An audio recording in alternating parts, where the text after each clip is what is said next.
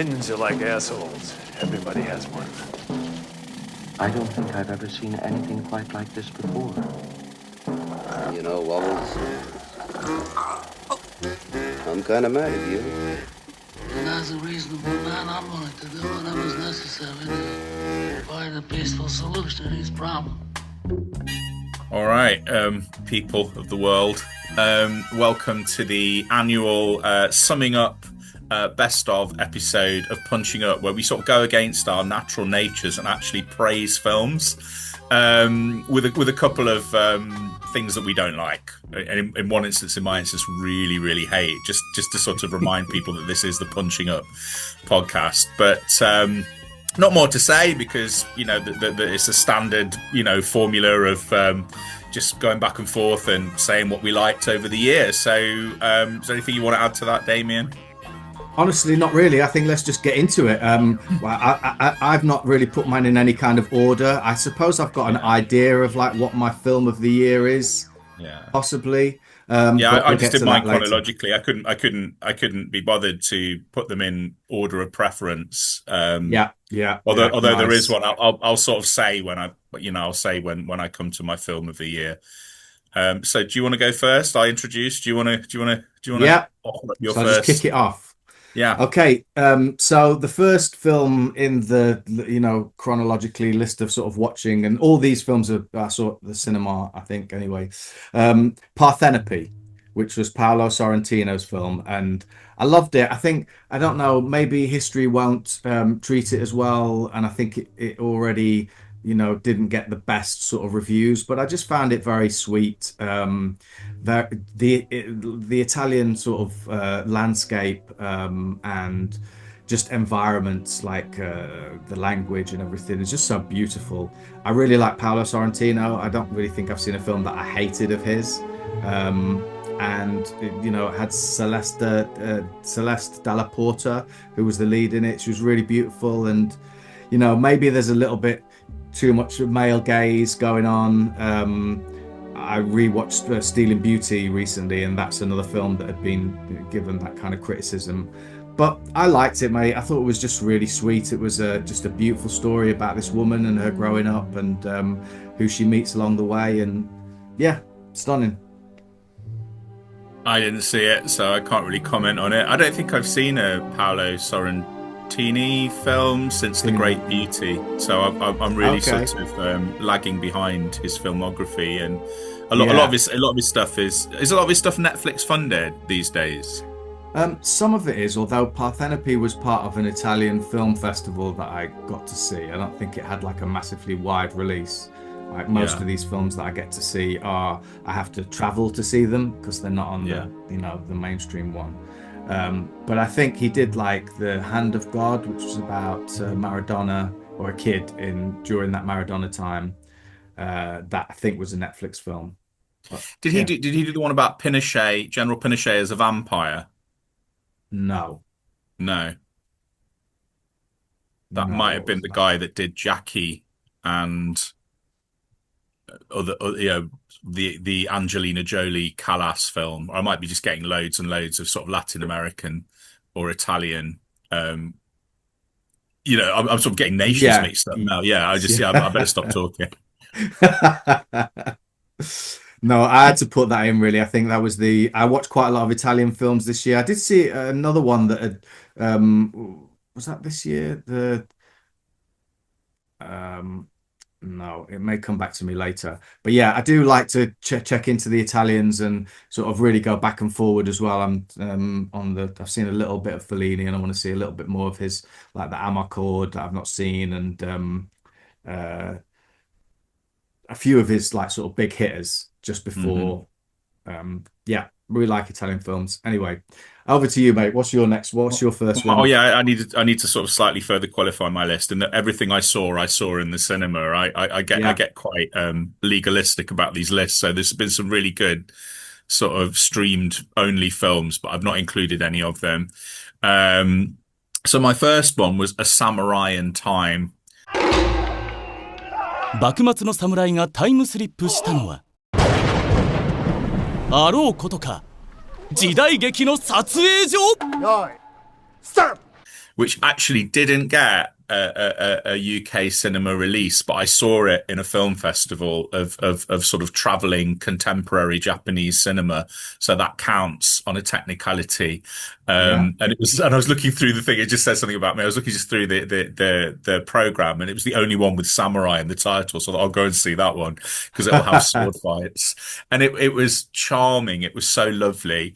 Yeah. And it's for it sort of barely got any publicity when it came out on I think it's on the Indicator label, which do a lot of sort of cult Japanese cinema, and it's essentially about a samurai who gets struck by lightning in the middle of a duel, is thrown forward in time, and sort of emerges in the 21st century in the middle of a village that is actually a movie set making samurai television programs, and people mistake him for a method actor because he never breaks character, and then he quickly figures out what's happened, and then just sort of goes with it and becomes a sort of an essential part of this television series. And tries to adjust, to life in this. So it's kind of a little bit Crocodile Dundee-esque with an element of time travel, but it's so sweet-natured.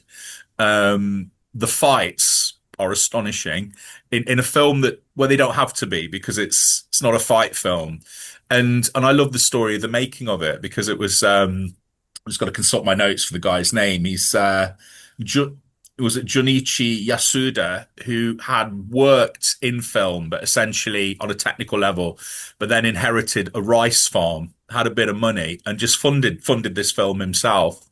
And it took 1 billion yen in Japan, and is one of sort of the big sort of independent success stories that is compared with the success of a film that I didn't like, much to Yeah. your chagrin, like One Cut of the Dead. Yeah. Yeah. So that I just thought it was a beautiful movie, and it's my first, and yeah. So what? You've seen it. I know you've seen it. So is there anything you want to add Yeah. to? No, I agree with you, mate. That was something that I'd never even heard of, and I don't think it would have come across my radar at all had you not said, like, watch it. And I found it, and I managed to see it, but it was just not on any cinema at all around here. I don't think they had.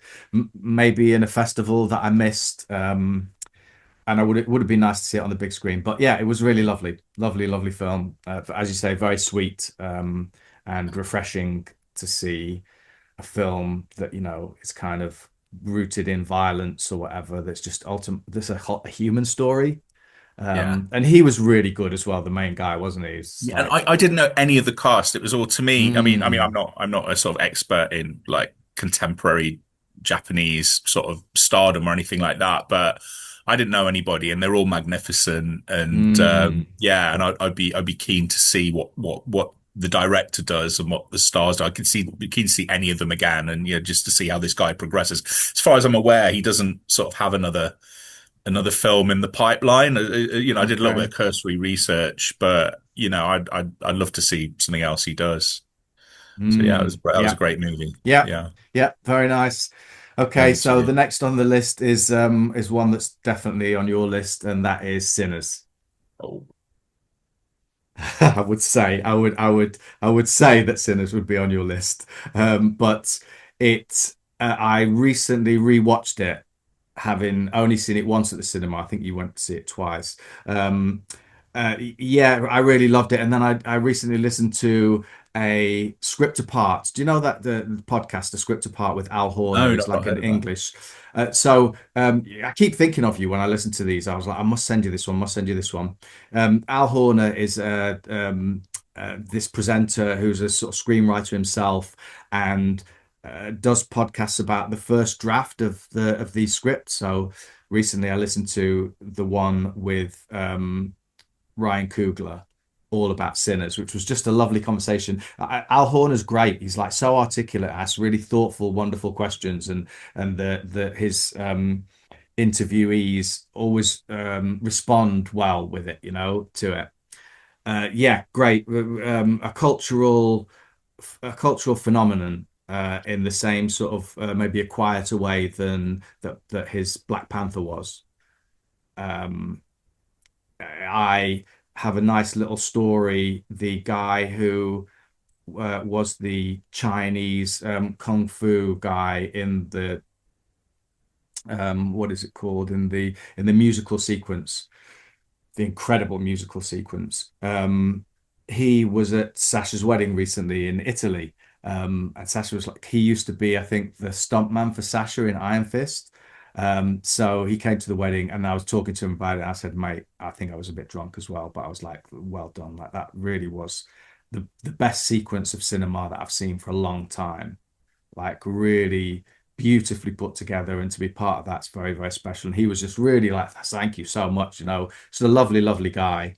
What do they call himself? Kung Fu. I forget his name. But yeah, Sinners, brilliant, brilliant, brilliant all the way through. Everything about it had it feels like it's peak Coogler. I agree with everything you say. I mean, I'm just going to kind of just puncture any further tension and say that Sinners is my film of the year.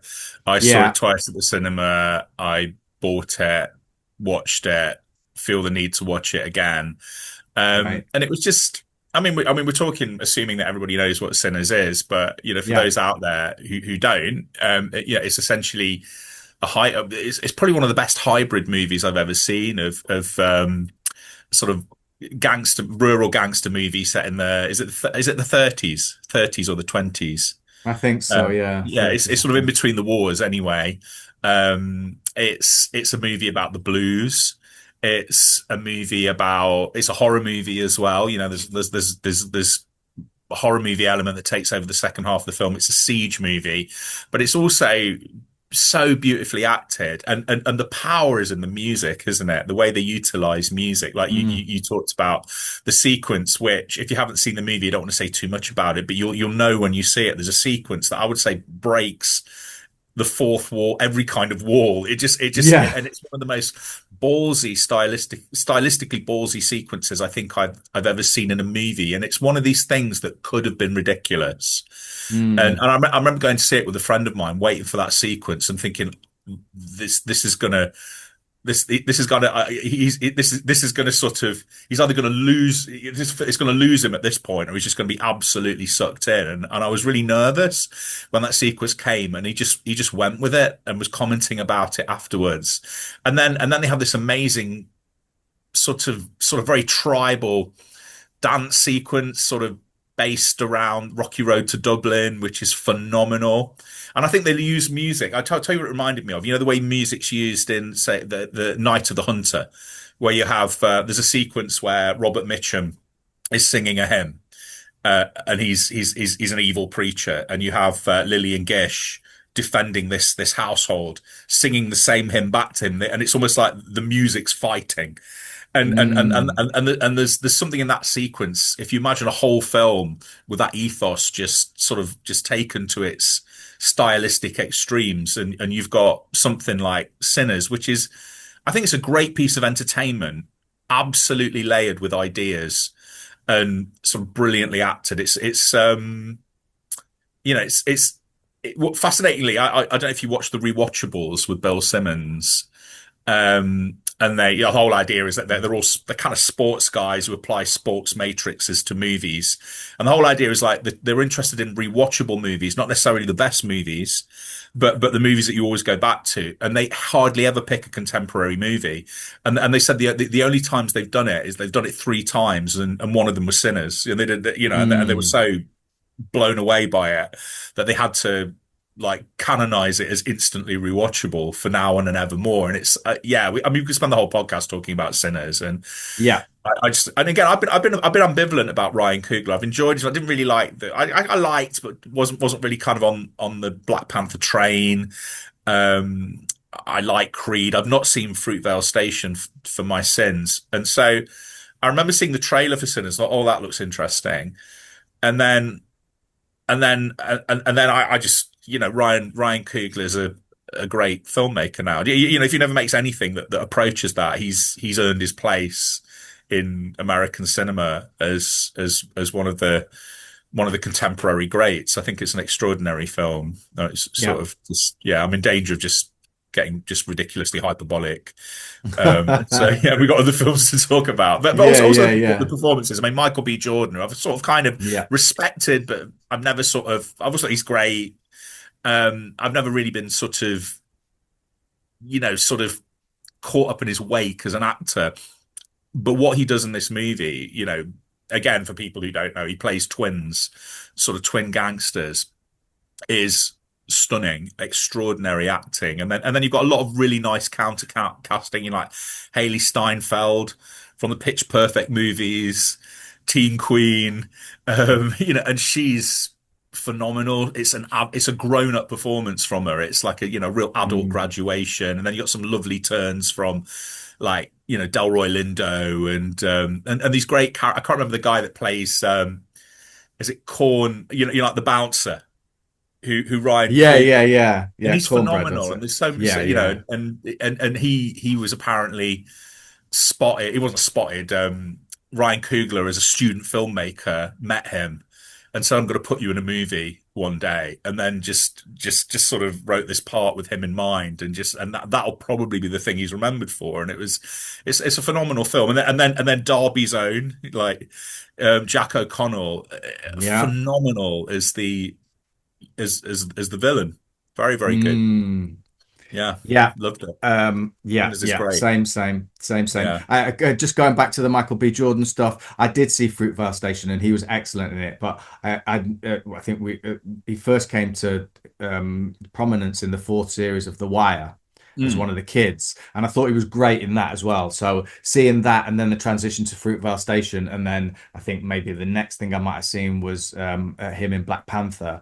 It was great because it's clearly a start. I haven't seen any of the Creed films, so I can't comment on those. Yeah, I but I saw mean, the thing with it, he's always acted within a sort of.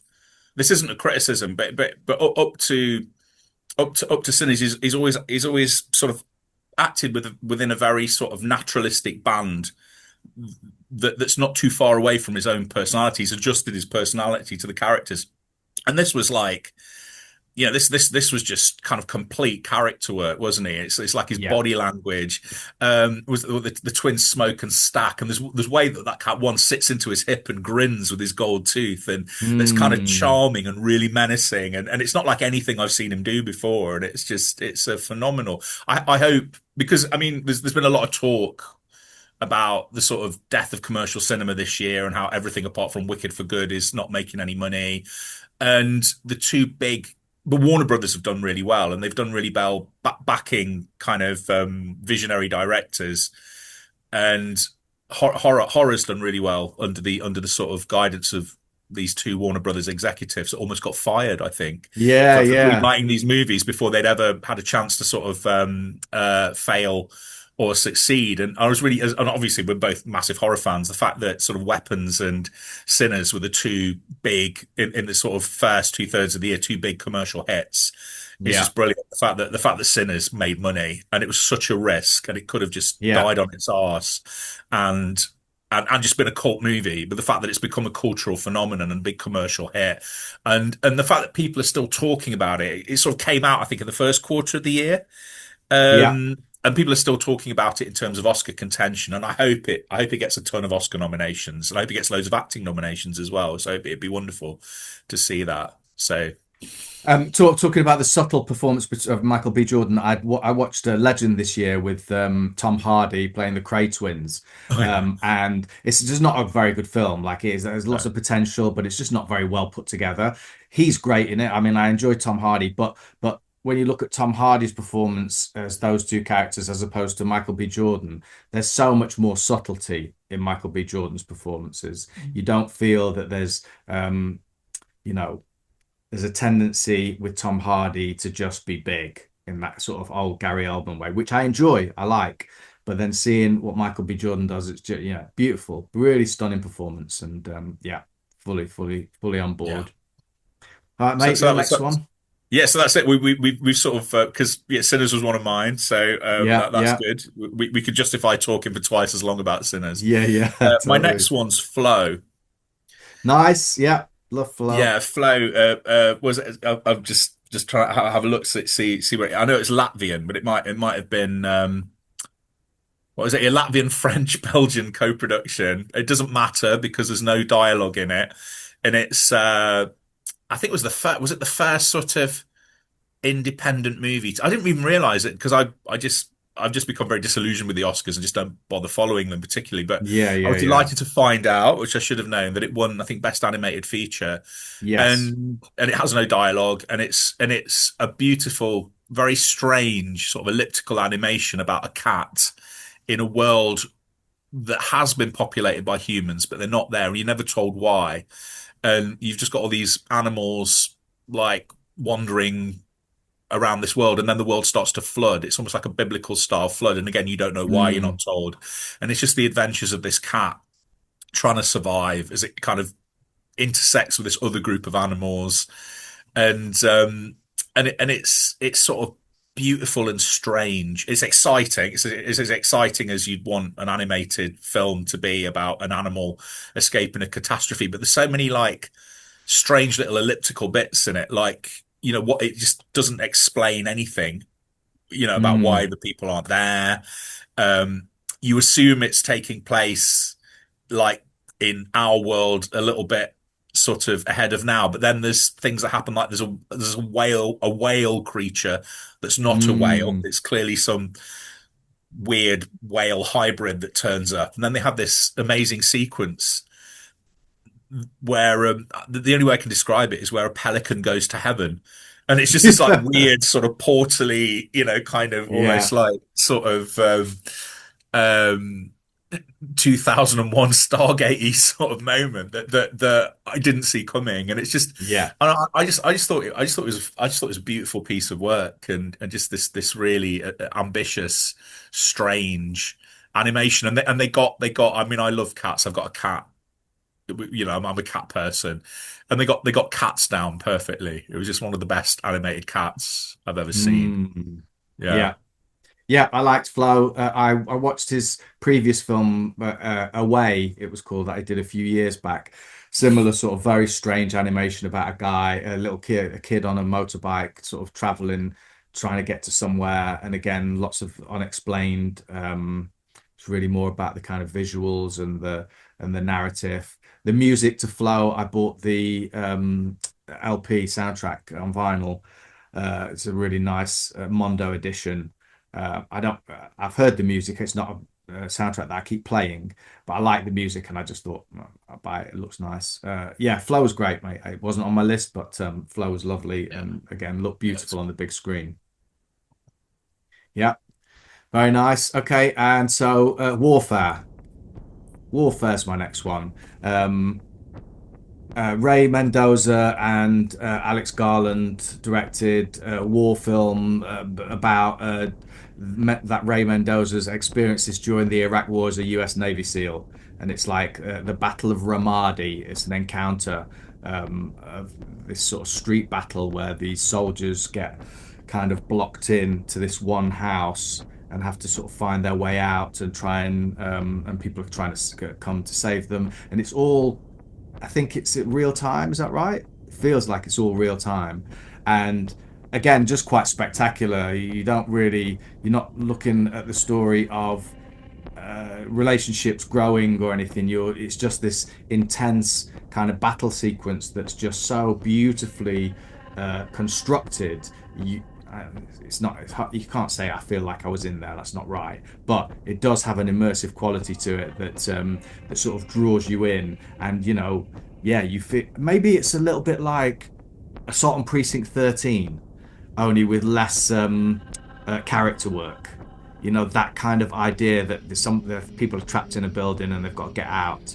But yes, I thought it was great. I thought it was brilliant performances. I do like Will Poulter. He's always sturdy. And then DeFaro Wunatai, that's the kid from, what's the show? Reservation Reservation Dogs? Dogs. Yeah. Cosmo Jarvis, Kit Connor, Joseph Quinn.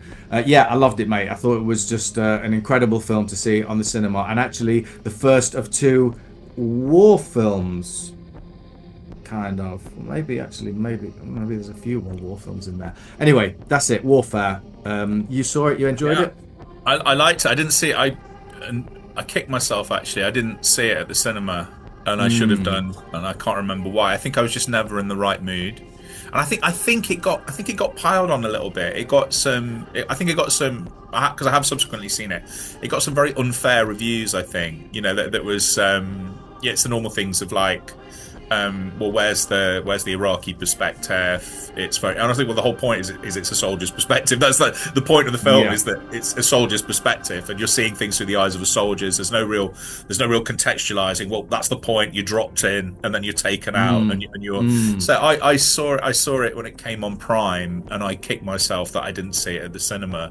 So on two counts, that would disqualify me from putting it in the list. But also, I don't think I would have put it in my list, despite the fact that I really liked it, and maybe also to punish Alex Garland for writing 28 years later. So, which maybe we might talk about that later. That's not my most hated film. That was a close second. I think I would have. I don't think I minded it. I just thought it was just a mess of a film and had so many different tones. But individually, I kind of didn't mind all the different tones. Like I think the next one, the 28, whatever it's called, is more about Jimmy Savile, right? Jimmy Savile. I wasn't going to say that just in case people haven't seen it. I'm not going to elaborate on what you mean, but the very ending, however good it might have been, the ending would have just upended it for me. And I just can I just say it does deserve an honourable mention for the worst best experience in a cinema that has nothing to do with the film. I think I told you this. I was watching it with a friend of mine, and there was this whole row of like unruly kids that were just mucking about, knowing that because they took up a whole row, no one was going to do anything about it, and people had gone out to complain. And then a cinema manager, I think, who deserves the cinema manager's version of the Victoria Cross, stopped the film. I'll just stop because obviously did she pause the film, went in, lifted up the lights because she'd had a word with him a couple of times. And I'm used to sort of like people having a word and just nothing happening. And she actually stopped and screamed them into leaving. She says, this film is not going to go on until you guys leave. And if you don't leave, I'll call the police. And she just basically stared them down. And all it took was for one person to leave, and the rest had to trail out. And then there were two people left, and there was one bloke in the audience.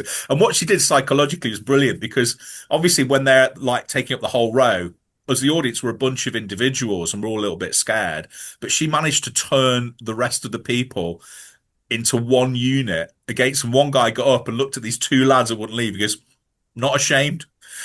He just said to them, "There's no shame," and they just like went no, but then they left, and then she let people have like free popcorn only if they bought some before and free drinks, and we were just glad handing her as she went out. So I've never seen management like that. That was amazing. Right. So so I won't say which cinema it is because I don't want to get firebombed in a retaliatory.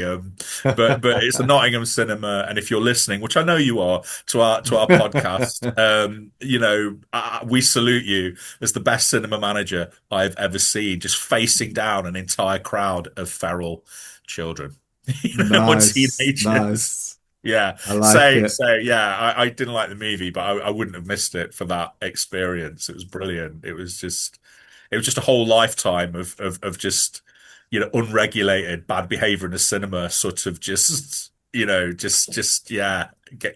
its apotheosis. I don't even know what the word is, but it's just yeah. Very nice. So is it my turn? Yeah, it's on you. Well, if it's my turn, then my film is The Return or The Return. So The Return. So the sort of the other version of the Odyssey, that's the first one, the one that got in first, and it's Ray Fiennes and Juliette Binoche movie that looks at the very sort of closing section of Homer's The Odyssey, where Odysseus returns home from war to see his kingdom basically sort of pillaged by people who are trying to assume he's dead and are trying to sort of marry his wife and kind of murder his son, like figuring out when it convenient, but it's very much a sort of study in war guilt, and they do something very interesting, and they strip out all of the anything supernatural. So I think the gods might be mentioned, but in doing that, what they do is they take away anything of fate and the decree of the gods that might absolve Odysseus of guilt in spending 20 years away from his family and having killed and pillaged. And it's very ambiguous as to whether he's raped. There's a very interesting conversation with Juliette Binoche when she talks to him and asks him directly about that, and you don't know. And so so he's come back and he's almost in a state of paralysis, and then because he's sort of riddled with guilt and can barely sort of reveal himself to his wife and child, but needs to sort of tap into that obvious inner killer to give us the ending that we want and slaughter. So it's a very sort of cerebral, psychological, art house take on the Odyssey that still gives you a phenomenal massacre at the end of the day, but is rooted in beautiful writing, partly by Edward Bond, the British playwright, the angry British playwright, which was the last thing he wrote before he died, and some phenomenal performances, especially from Ralph Fiennes, who is, I think, one of our best actors. It made me go back and just rewatch a lot of his stuff, including Harry Potter, and he is phenomenal even in that. Well, I say even in that, I like Harry Potter films, but he's brilliant. He never puts a foot wrong. I think he's possibly, with the exception of Daniel Day-Lewis, and can we call Daniel Day-Lewis ours because he's Irish?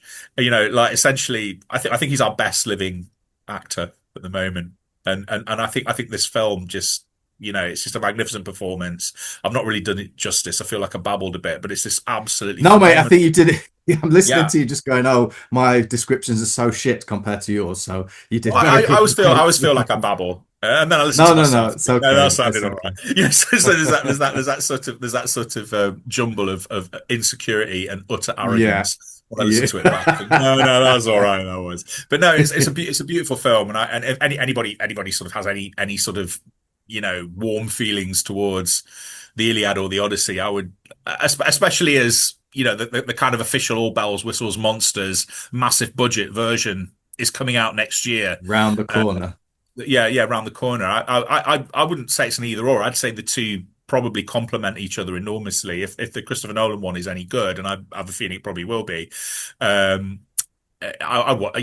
watch this as well. I think they're very, very complementary takes on one of the greatest works of literature in the history of storytelling and whatnot. So there we go, The Return. Yeah, I enjoyed The Return. Yeah, you put me onto that, and I had a lot of fun. I found it very engaging, and it wasn't a massive budgeted film, was it, considering the subject matter, but it didn't need that. It became almost like a play with, as you say, a nice bit of gruesomeness at the end.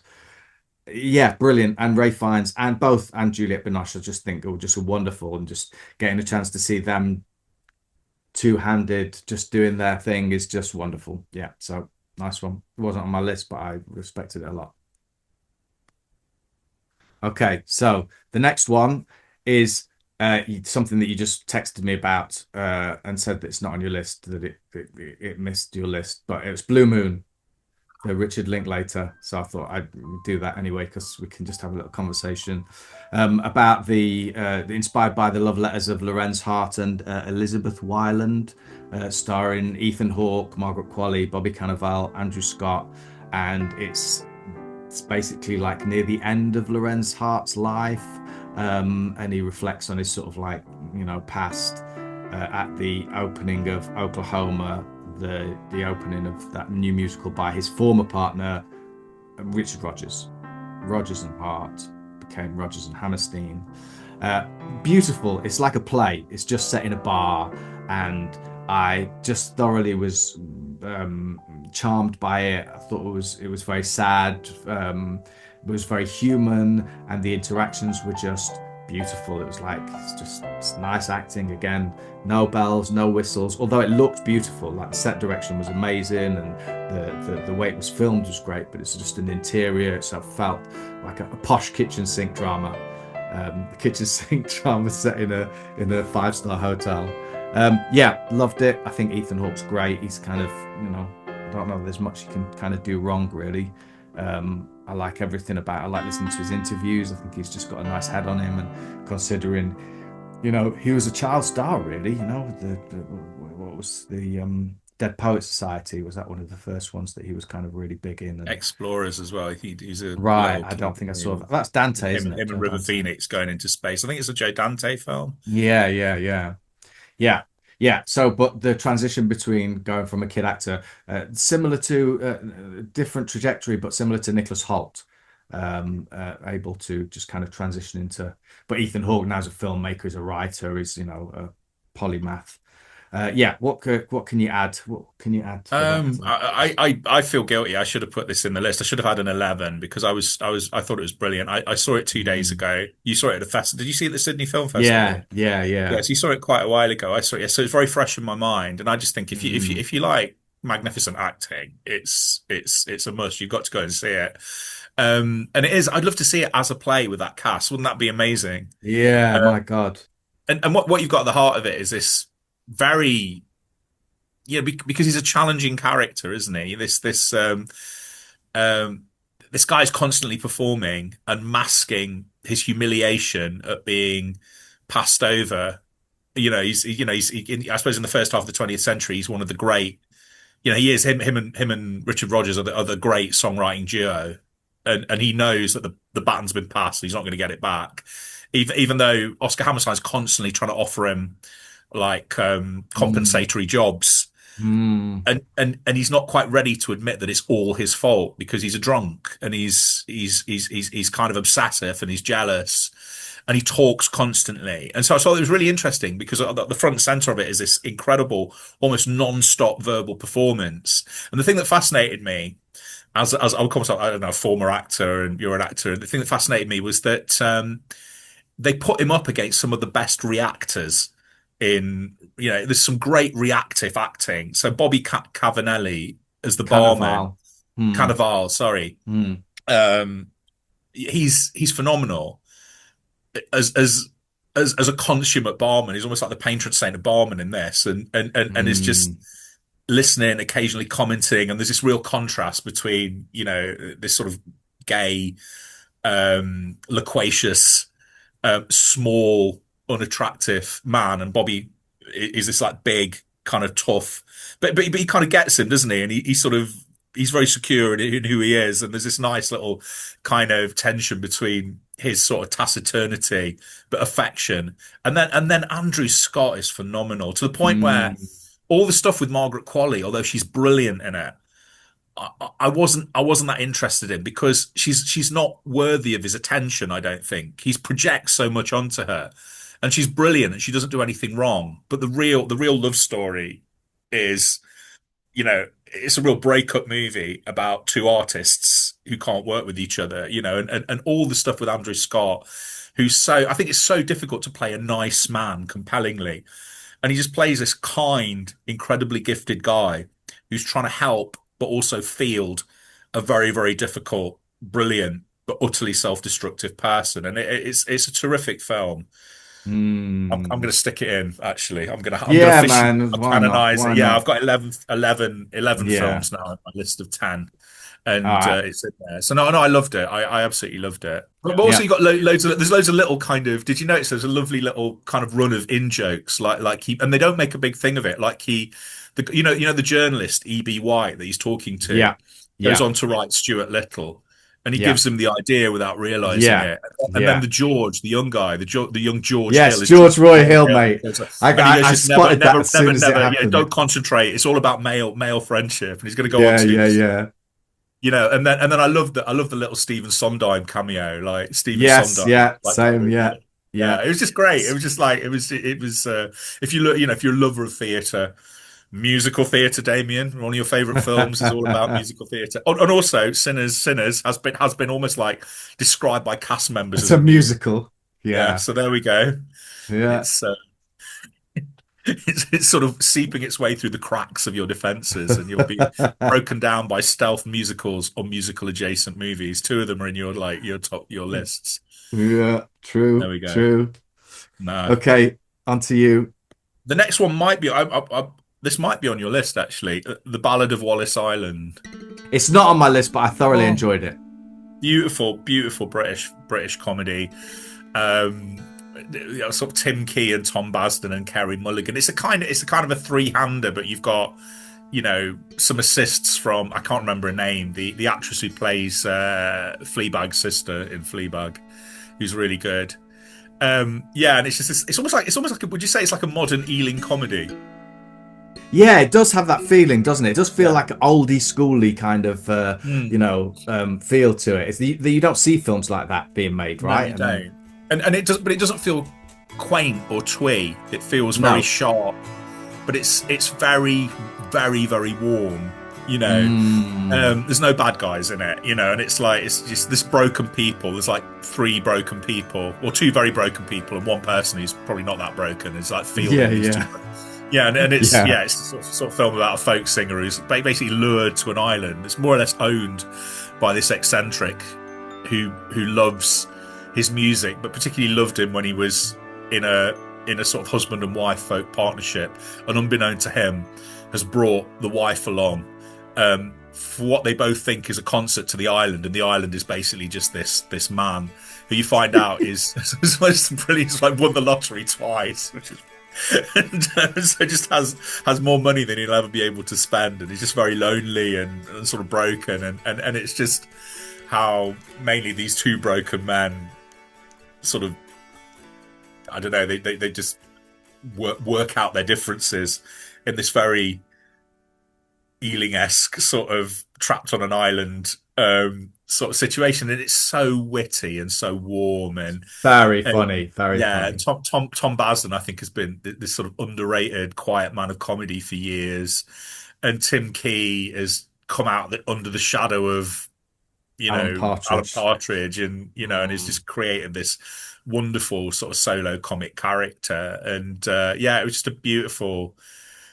It's a sort of movie I didn't think I would enjoy, and I loved it. I absolutely loved it. It was wonderful. Again, that was thanks to you, because I saw that at the film festival, and I wouldn't have probably seen it, to be fair. Like, it would have just been somewhere over there maybe, but yeah, you saying go and see it, and I thoroughly had a great time. Thought it was Or one beautiful. more thing to say about it that I've just remembered. I remember seeing it. I saw it in like Nottingham Broadway Cinema on their biggest screen, and it's a movie that you don't think of. You think of it. It's basically, you think of it, a little bit like Blue Moon. You think of it as a chamber piece because it's essentially about three characters, but because it's set on an island. I can't remember where it is. Is off the coast of Cornwall or something. I can't remember where geographically it's situated, but it absolutely looks beautiful, and it works magnificently on a big massive screen because Mm, they don't overdo it, but they do take advantage of the fact that it's an island in the middle of an ocean in one of the most beautiful parts of England, and so I mean it's one of these movies that simultaneously works incredibly well like on a television screen, but if you can see it in a cinema screen on a yeah, big I screen, agree. I agree. yeah, just watch it. It's wonderful. Not a lot Yeah. more to say about that. Yeah, very nice. That was lovely. Okay, my next one may be on your list, but I'm not 100% sure. It's The Life of Chuck. Oh no, it's not. It Okay. almost it Yeah, missed it yeah, by a yeah. whisker. But yeah. No, go on, talk about it. I did like this film Yeah, very much. so Life of Chuck, based on a Stephen King novella, I think maybe, directed by the king of horror, Netflix horror, Mike Flanagan. It's about the story of a man told very sort of out of sequence. There's as you're watching the film, you never, you're not only as the film progresses do you sort of understand what's happening. It's sort of very mysterious and beautiful and just uplifting. There's obviously a dance sequence in it that Tom Hiddleston does. There's a what? Sorry, A dance sequence. you mean like a musical dance sequence? Well, yeah, but there wasn't any describe that as singing, mate. one of the So best, no. one of the best sequences in the film. I think it's one of those when you've seen the film as well and you understand the connection of that dance to what's going on. It was beautiful. The whole thing was beautiful. It was a wonderful film about existence, I've thought lots about the quote. Is it the Whitman quote? We contain multitudes. That's right, isn't it? Beautiful, stunning, beautiful. I only seen it once, so it'd be nice to see it again. But I also saw that at the film festival. So, yeah, a lot of my films came from the festival this year. Yeah, no, I agree. It didn't make my list, but I thought it was wonderful. I loved it. And I did wonder when I was watching it if it would make my list. And I have to say, if we were doing a list of favorite sequences, the dance sequence is astonishing. Yeah. And Yeah. Tom Hiddleston is an incredibly good dancer. I have to say. But also I like Mike Flanagan. And one of the things I like Mike, apart from his mission to adapt every sort of Stephen King work in existence, as well as taking on like all the other horror sort of giants in his like numerous Netflix House of seasons. But I like his commitment. I always like actors who have stock companies of actors, and it's just a delight just to see more or less everyone he's ever worked with and a few new faces just have their little moment, because it's a film that it's an episodic film, isn't it? That sort of, it's told in 3 chapters, and it's the span of a man's life. So there's plenty of scope for like a day's work here, for that person in, Midnight Mass, played the villain, and Matthew Lillard and Mark Hamill. What he's doing with Mark Hamill is astonishing. And what Mark Hamill's sort of place as well as a kind of sort of slightly evil hamstery looking character actor at the moment is marvelous. I think his career is so much more interesting than Harrison Ford's. And and I love that. I loved just seeing all of these people he's worked with, including Karen Gillan, who I think was in Oculus and hasn't worked with. To the point where I thought, oh, did they not get on? Because I keep, and then obviously not. She's very busy, and then new people, Chiwetel Ejiofor, he's lovely, and it was just. Yeah, it was a beautiful film, and I really enjoyed it. It's very moving, and I'm glad it's on your list, even though it didn't quite make mine. Mia Sara as well, proper coming back to the in front of the camera, in front of the camera. Oh, was that the lady from Ferris Bueller's Day Off? Yeah, and Legend. Yeah, no, because she was excellent, and I thought, who was she? Who was she? And I had to look her up, and I thought, oh my goodness, yeah, no, she was brilliant. And the Nick Offerman's narration. Yes, Nick Offerman's narration. There's a real.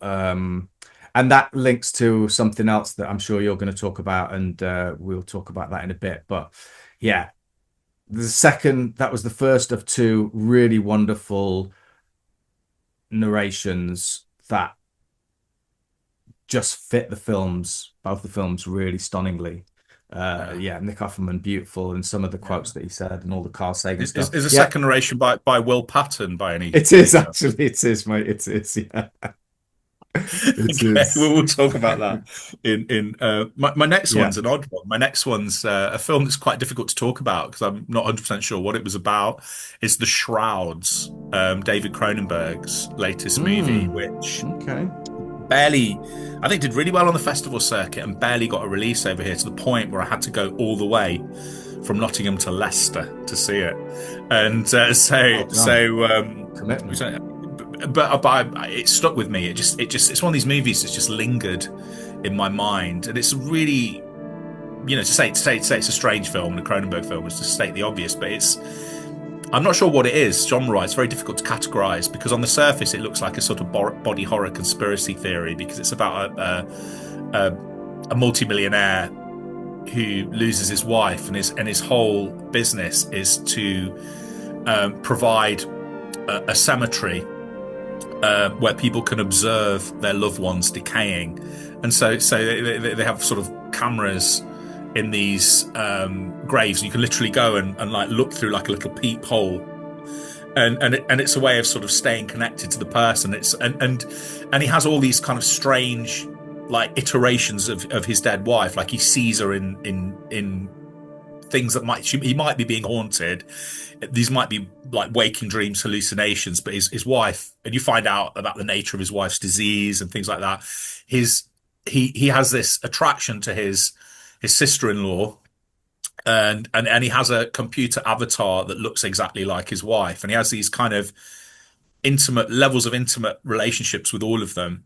and they're all played by Diana Kruger, and she Mm. might be my performance of the year because she's phenomenal, and and and then someone starts vandalizing the graves, and his brother-in-law's Guy Pearce, who believes that there's this kind of cabal that are out to get him and then out to get Vincent Cassel. But then all of that sort of comes to nothing. It's almost like it's like a thriller with no thrills and a conspiracy theory where they don't explain the conspiracy, but it's compelling because it's really all about him and his wife.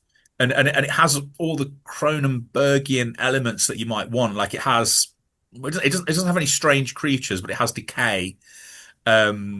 It's got his very sort of sleek, architecturally sleek sort of, production design, a brilliant performance. And I just wrote in my notes that he's a really underrated director of actresses. I was just like kind of clocking off brilliant actresses' performances in his movies. And he brings stuff out in actresses that, I'll tell you, I was watching that's kind of, it's just occurred to me. I was watching Drugstore Cowboy the other day, and how brilliant Kelly Lynch is in that, and how Mm. it's almost like she made that the same year as Roadhouse.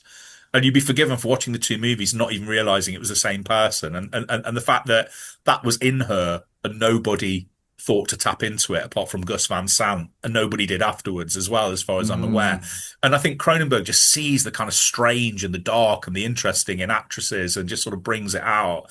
And I just thought it was a compelling movie, and it has, a lot of kind of very, very strange sex in it. What two sex sequences, one of which is horrible in its kind of, oh, you want a bit of literal body horror, here it is. But it's a very moving film, and a really elliptical film, and a strange film to try and kind of unpack, because it's not anything that it's advertised as. And I don't think he really makes horror. I don't know if you saw Crimes of the Future, as previous film.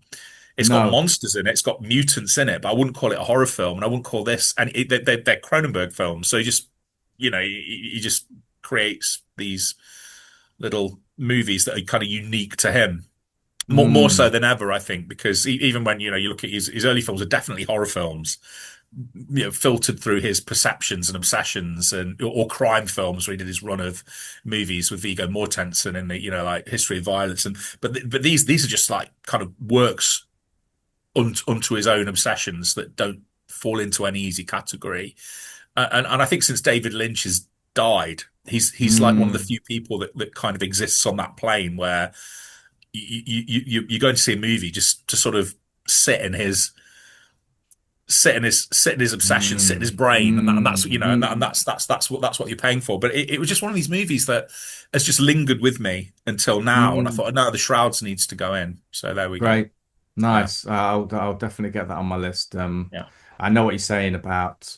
I watched Videodrome recently, which is the first time I'd seen it for a long time. That's a cracking film. Again, very sort of strange, obviously strange. Unnerving, unsettling. Is it a horror film? I mean, it's a horror film, but it's not really a horror film. It's, again, I think Cronenberg does that. Similar to, as you said, similar to Lynch. He makes films that have horror in them, but they're not horror films, really. But there's not an ounce of horror in this, other than Mm, the horror of grief and the yeah. shock of decay, and what disease can Mm, do to the body and stuff like that. But yeah, it's a very moving film. I really enjoy. I thought it was great. wonderful, An wonderful. old man, still, absolutely true to his vision, and reasonably prolific as well, and just still knocking them out the park. So Yeah, yeah. yeah, I like it. Yeah, I'm all for it. Okay, my next film was I think it won the Palme d'Or at Cannes this year. It was Just an Accident by Jafar Panahi, the Iranian filmmaker.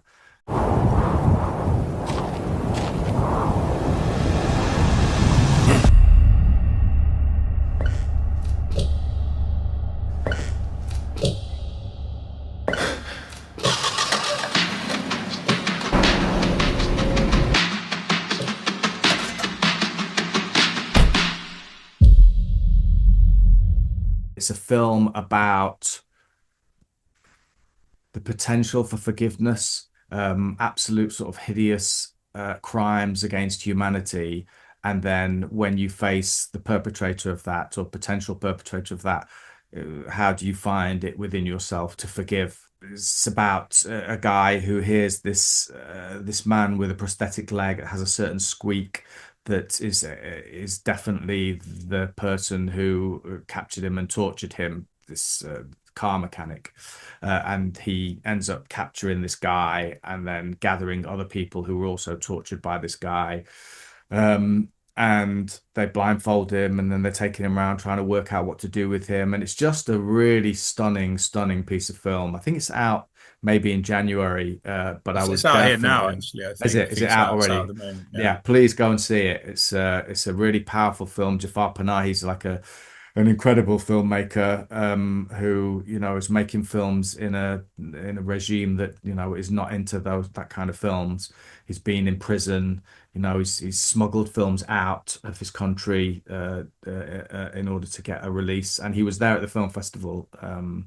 Unfortunately, the attacks by Israel against Iran happened around that time, so he just was in the audience. But they did a big retrospective of his films, and I thought, yeah, do you know what? I need to go back. I've only seen a few of his other films. This is not a film, and so yeah, it was just an accident. That was up there again. A film that stayed with me, like you were saying. Yeah. Okay, over to you. Weapons. Yeah, nice. We'll just double up there because that's on my list as well. Yeah, good, nice one. Yeah, weapons. Great, cheeky, nasty, kind of horror film that's also like I would say the closest we've got to a modern grim fairy tale as well.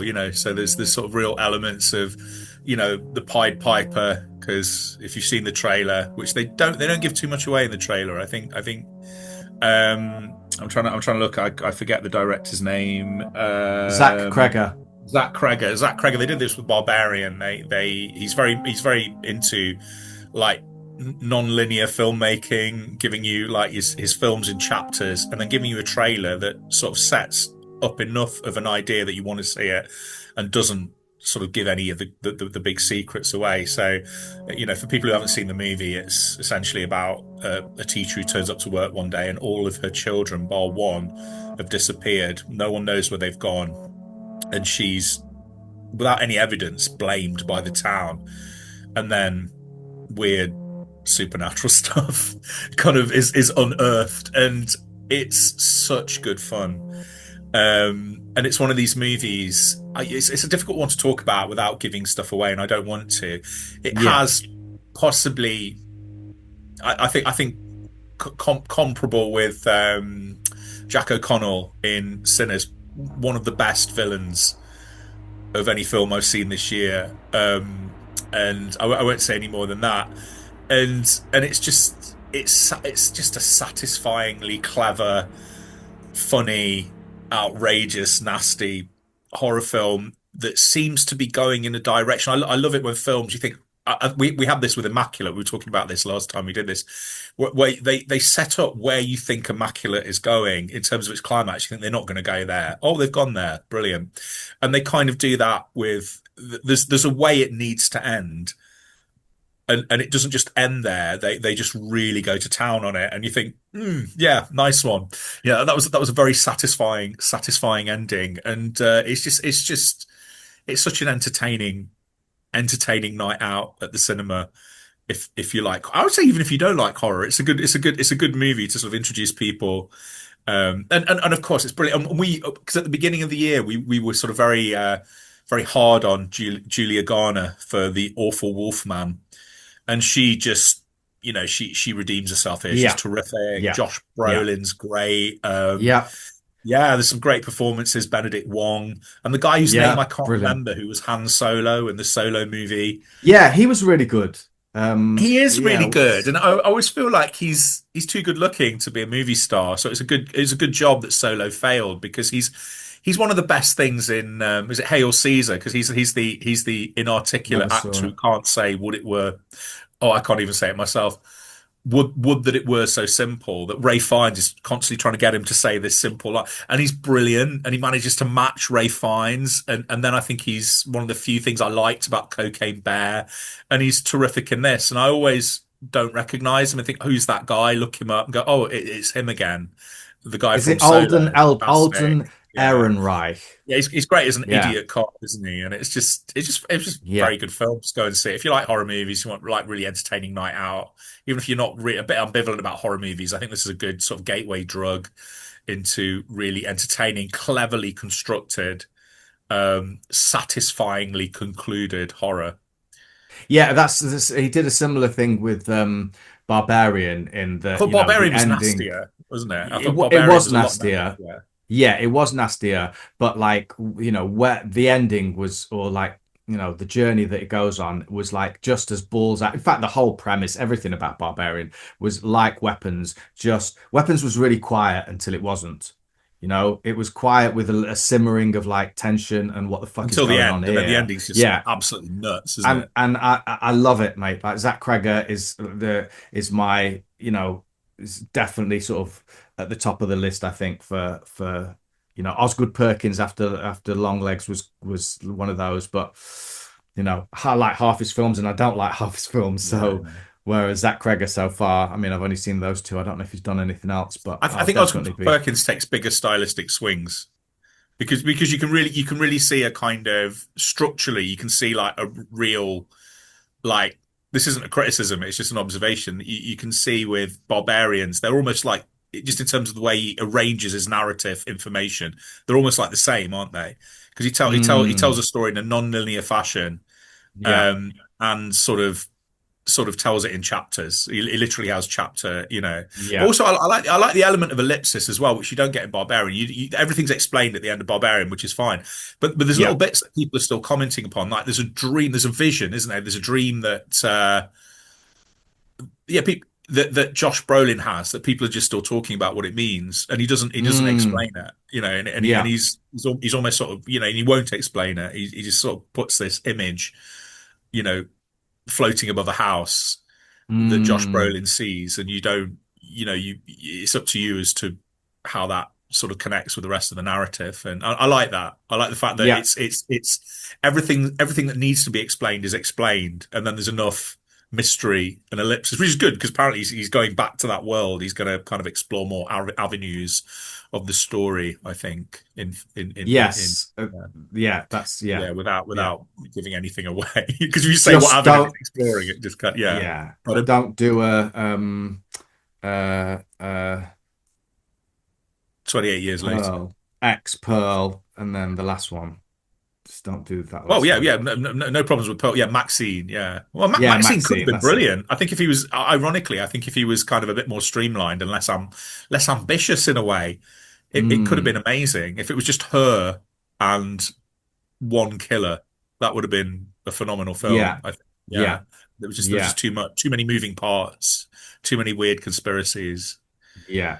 Not very well put Although together. Mia Goth was great in all three. Yes, Yeah. as always. Yeah, she's Yeah, really so like her. yeah, I won't say any more about Mia Goth just yet. But Yeah, okay. So my next one is the last one from the film festival, and it was a film called Sirat, Sirat. It was directed by Oliver Lax, who's a French-born Spanish film director, and it's about a father played by Sergi Lopez, famously from Pan's Labyrinth. That's right. He's the villain, main the sort of captain, the the evil main villain. captain in Yeah, Pan's yeah. He's a father in search of his missing daughter in the deserts of southern Morocco. He basically travels around to loads of different raves because she was last seen at one of these raves, and it's also a film that doesn't necessarily give you answers, and is definitely, although it's not supernatural, it has elements of, okay, something's going on over there, but we don't really know the specifics of it. And it obviously has some bearing on what we're seeing here. And it contains, incredible sequences that, again, stayed with me. It was a film that I probably wouldn't have seen had I not seen it at the film festival.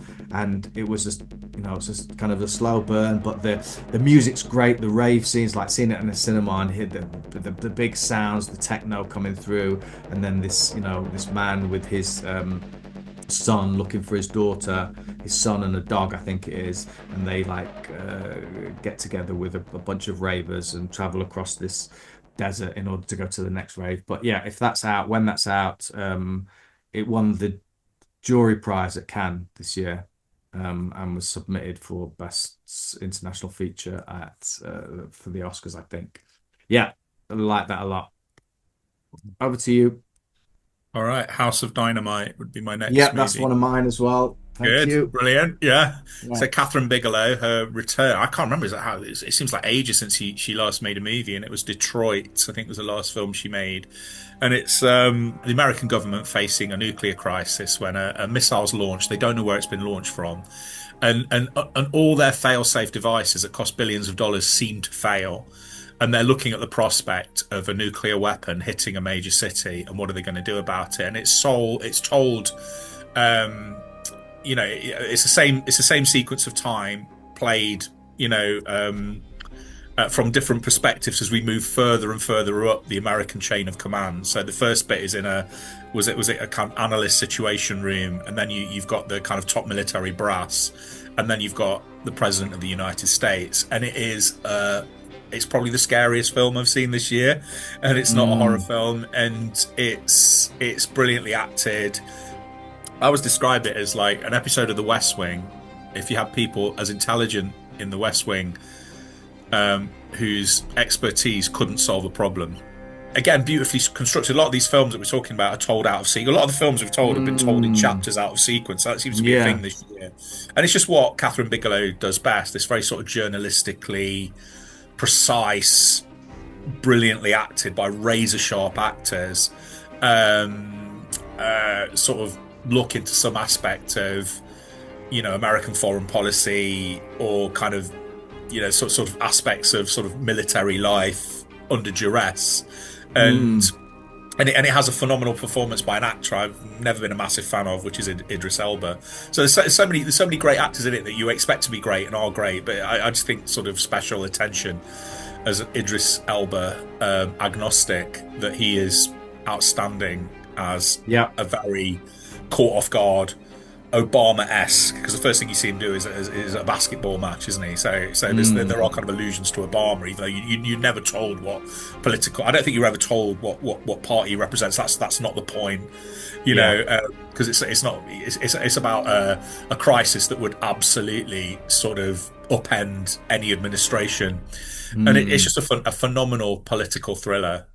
Amazing. Rebecca Ferguson is brilliant. She's in everything at the moment. She's one of the never shits.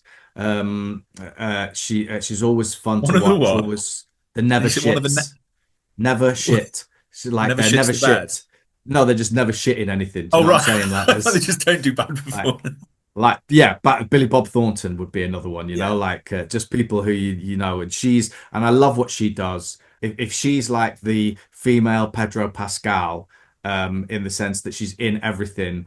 Pedro Pascal is a little bit more extrovert, and she's just kind of doing her thing, but creating equally incredible work. And Tracy Letts as the writer actor, as one of the colonels or something. I thought he was brilliant. Just the performances are amazing. Jared Harris, amazing.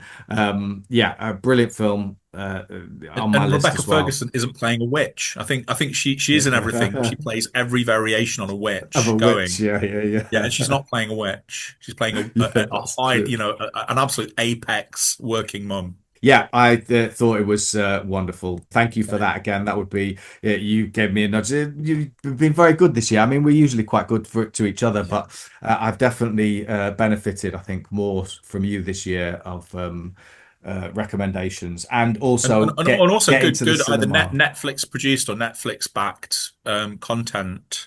Gets its 2 weeks in the cinema, and your turn. Be on my next one. My last one is One Battle After Another, directed by Paul Thomas Anderson, starring Leonardo DiCaprio, Benicio del Toro, and with a phenomenal, I'm predicting Oscar-winning performance from Sean Penn. I thought he was incredible. Like you, I think the first 20 minutes or so, 25 minutes, I was enjoying it, but I wasn't sure what it was. I didn't know where it was going, and then it kind of takes off, and once it takes off, it doesn't stop. And, you know, takes you on this incredible roller coaster journey of this revolutionary who is trying to protect his daughter in this sort of counterculture revolutionary. It's set now, right? It's not. Well, people have talked about that, yeah, but maybe not. It's never specific, is it? Do they use mobile phones at all in it? I can't remember. I think so, but then that still gives you 20 years of scope of like potential mobile phones. But didn't see smartphone phony. Paul Thomas Anderson, Boogie Nights are one of my favourite films. Magnolia is brilliant. I've not seen that. I need to rewatch that. I really like Paul Thomas Anderson, again, going back to directors who use the same kind of actors, a repertory like Mike Flanagan did, although in this, I don't know who's there. There's no Louis Guzman, is there? I don't think there's anybody in this that he's used before. I think it's a completely new set of actors, isn't it? You see, other people, for example, I didn't really like Phantom Thread. I didn't really like Licorice Pizza. I didn't hate it. I wasn't overly enamored by it.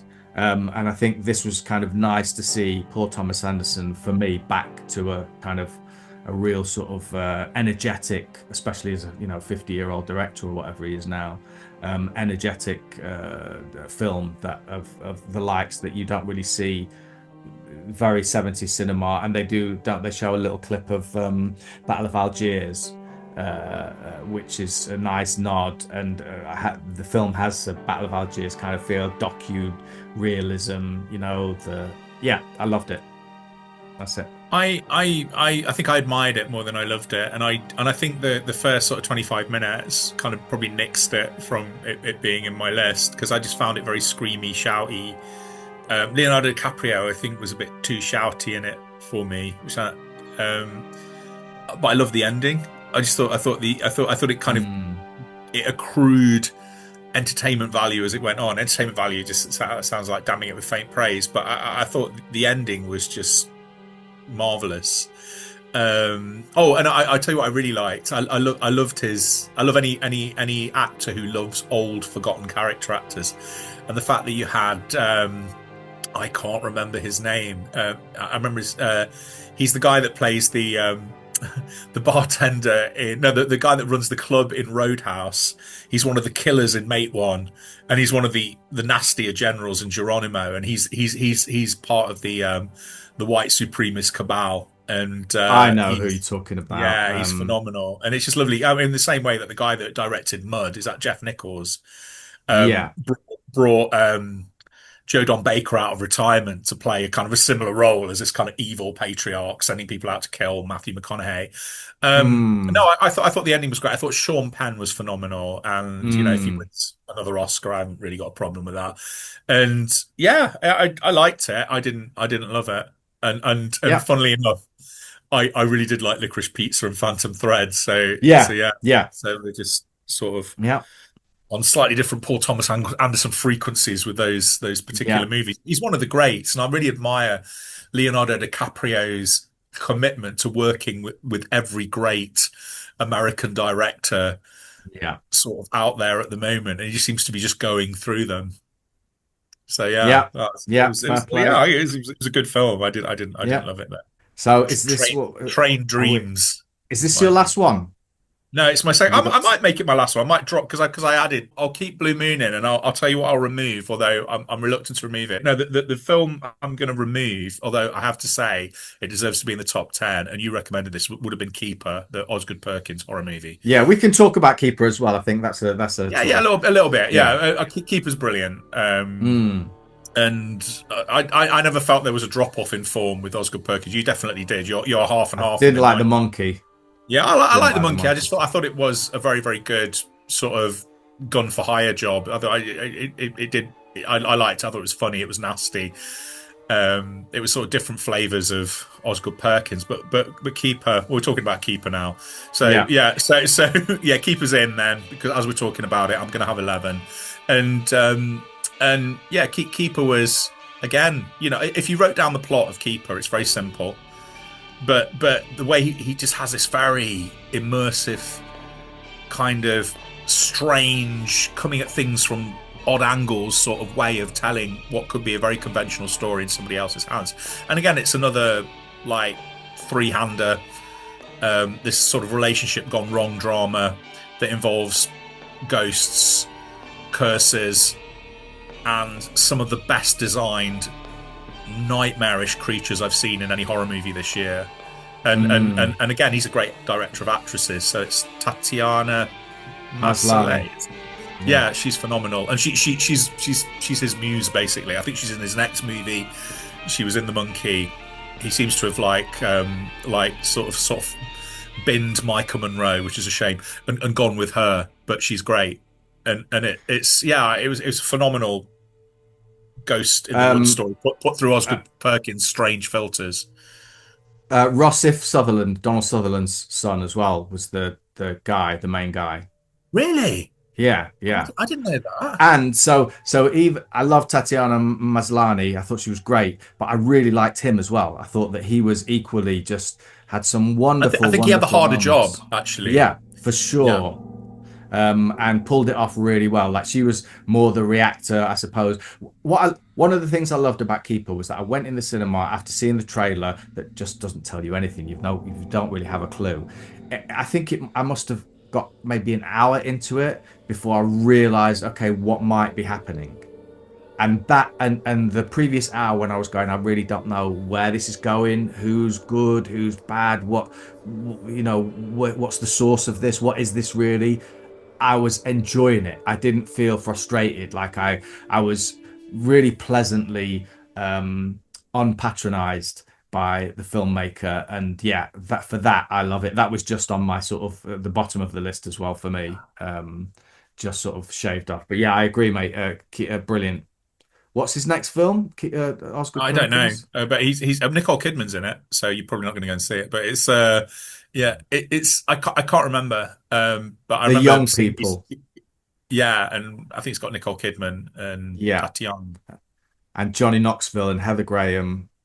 Oh, yeah, good. Yeah. Heather Graham's a very underrated actress. I was amazed. I kind of forgot that she'd had 10 years between sort of Drugstore Cowboy and Boogie Nights, and how good she is in Drugstore Cowboy. Just to go back to that, she's phenomenal in that, and she's having a great sort of kind of Indian summer of a career in her 50s. She's appearing in some terrific, like little low budget, straight to streaming movies, mainly horror films. Yeah. No, I like her. Okay, yeah. Train Dreams is my last one.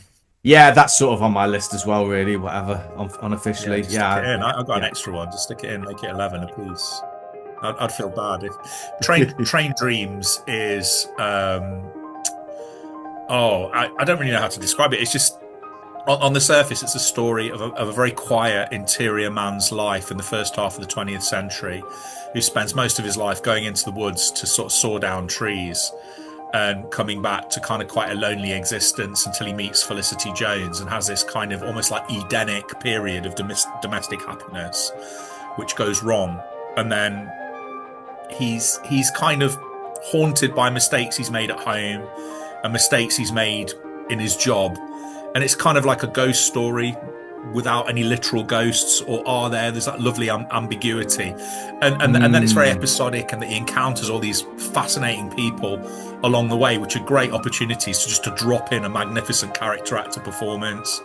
And there's something I'd sort of described it almost like, the stories that I sort of introduce you to, and you like some of them, the John the Balladeer folk horror Appalachian Southern ghost Gothic sort of it's almost like a John the Balladeer story if you took all the supernatural elements out of it. So Stephen King says that's the litmus test of good horror, is if you took the horror out, and you more or less said this like about Keeper indirectly, if you took all the horror out, would you still want to spend time with these characters? And it sort of leans into being a little bit of a ghost story. It's beautifully structured, it's incredibly moving, very quiet. There's a lot. I mean, if you wrote down the dramatic instances in it, there's natural catastrophe, there's murder, but it's not that kind of film. The film's very quiet, it's very meditative, and it's just about this very quiet man's. These aren't my words. I remember, I think I've read this in The Guardian, that he's got this rich interior life that he doesn't really know how to articulate. And then over the course of his life, he meets people that kind of draw elements of that out, and it's just a beautiful rural kind of, just great American movie. And at the heart of it, and I do hope he gets awards recognition, is I would say perhaps one of the most underrated actors moving in film, because he's very quiet. He's always quiet. And and that's I've forgotten his name. Joel Edgerton. Joel Edgerton, yeah, Australia's own Joel Edgerton, who's Mm. such an intelligent actor, such a thoughtful Mm. actor, and this is just built around him. I like Felicity Jones anyway; she's Hmm. wonderful in it, and I'm glad that she's getting this kind of resurgence of really good roles post The Brutalist, and Mm. again you've got these beautiful little vignettes, character vignettes from like sort of William H. Macy as a dynamite man, Beautiful. Kerry Condon, who I love, who's also great. This might have made my list if I was feeling in a different mood, like F1, which is such an entertaining movie, and I couldn't care less about about cars or Formula One. And she's fun. She's the best thing in F1. She's brilliant. And again, she just turns up for like 10 minutes and delivers a beautiful character performance. And Paul Schneider is this motor mouthed sort of preacher, and it's just I don't know. I love that kind of rural American storytelling, and it's just a phenomenal example of that, sort of centered around this beautiful interior, quiet performance from Joel Edgerton. I found it incredibly moving, and Yeah, it just was. yeah, and again, it's got a lovely bit of narration from Will Patton. Yeah, it would be a lovely companion piece to the life of Chuck, I think, because it's about humanity, it's about living, it's about love, life, and loss, and existence, and where did the time go? And yeah, that the Will Patton narration definitely reminded me of Life of Chuck of Nick Offerman's. Yeah, and they're both ordinary men, aren't they? They're not Yeah, they're not yeah, Superman. They're not yeah, particularly heroic. I mean, yeah, I mean, Chuck's an accountant. He's a logger. And they're yeah, both very unassuming men who don't want a lot out of life. And yeah, yeah, yeah, yeah. John Deal. I saw him and I was like, I know that's John Deal. I've not seen him for so long, but he's obviously like an old man now. The last, what was he in? The last Seduction. I've watched John Deal. He's been in a bunch of stuff. I didn't know who he was. He was good Yeah, though. I recognize his face. I'm trying to see. Oh, and two of my favorite movies have the same actor. Did I write his name down? The actor who plays the Choctaw Indian monster Mm, hunter in Sinners, and he has, I think he has less than 5 minutes screen time, and you want a movie about him.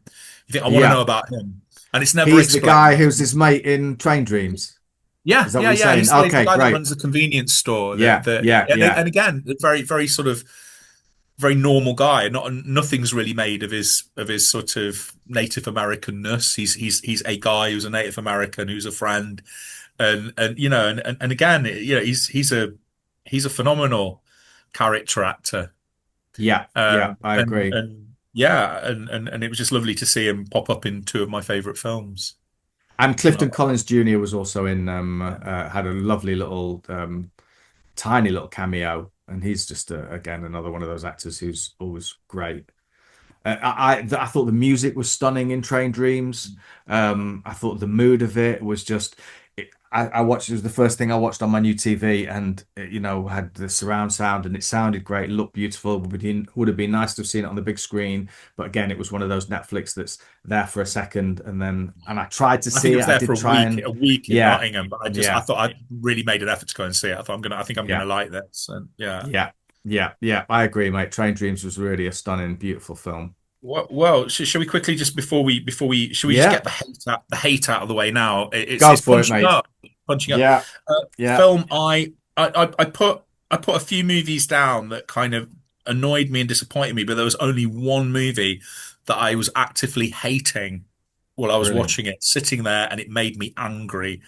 And that has to Mm. be The Matrix for getting on, if that's the right word, for getting on this list. And that was Spike Lee's Higher to Lower, his remake of is it High and Low, the Kurosawa crime movie, which was an absolute pig's ear dog's mess of a Wow. remake. with at the heart and soul of it, one of the most conceited, arrogant movie star taking over a movie performances by a great actor. It's one of the worst performances by a great actor I've ever seen, and that was I can't even believe I said it, Denzel Washington absolutely destroys the movie. Because for those who haven't seen High and Low, the Kurosawa classic, starring, well, no, co-starring Tatsuya Nakadai, who's if you're watching this on YouTube, that's why I've got this weird image behind me of a man with his back to you surrounded by dead people, because that's Tatsuya Nakadai in Sword of Doom. It's a little tribute to the fact that he passed this year. Yeah, it's essentially about a businessman who son is kidnapped and held to ransom at the point where he's on the verge of sinking all his money into this sort of business maneuver, and he's going to pay the money because it's his son, but then he finds out it's a case of mistaken identity, and they've kidnapped the son of his chauffeur who's wearing like his own son's clothes, and then he's not so keen to sort of put up the money. So it's this like kind of horrible moral dilemma movie. And that sort of played out. But with Denzel Washington, I always think there's something that I don't like about Denzel Washington as a man, in that I always feel that he's like the self-appointed pastor of Hollywood and the dispenser of wisdom. And there's something a little bit kind of arrogant Where's about the it. humility? Where's the humility? Yeah, He doesn't have any. and what you get is he almost plays the character like every decision he makes is right, and and you're not invited to criticize it. And you've got this horrible performance, this obsequious performance from Jeffrey Wright as the chauffeur, who's constantly deferring to, Denzel Washington as if he's the fount of all wisdom.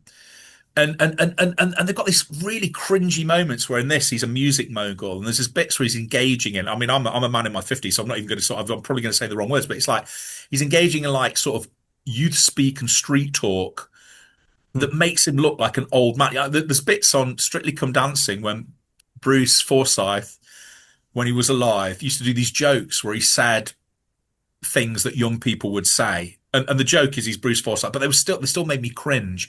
And it's like Denzel Washington is doing that, but straight faced and for real. And the climax of the movie is a fight between 70-year-old Denzel Washington and this kidnapper half his age. We're expected to believe that Denzel Washington, on the power of his pure Denzelness, would basically kick this guy's arse. And you just feel it's like this actor's ego penetrating this movie and just turning what should be this sort of study of moral hypocrisy, which the original is. Although I still think they let Toshiro Mifune off a little bit too much at the end of the movie. And also the climax of the movie is nothing to do with him. It's the detectives trying to find this guy, but Denzel has to do it. And it was horrible. It was horrible to watch. And it was just horrible to see this movie just absolutely ripped apart by the self-righteousness, in my opinion, of this big Hollywood legend who is a great actor. But I thought, well, Spike Lee's quite happy to go lock horns with, Samuel L. Jackson and Tarantino. Why isn't he directing Denzel Washington, telling him that actually that's not the movie we're trying to make, unless he was all in on it? So I hated that film, and that's why. The moment that I heard it was being made was the moment that I said I'm not going to see that film.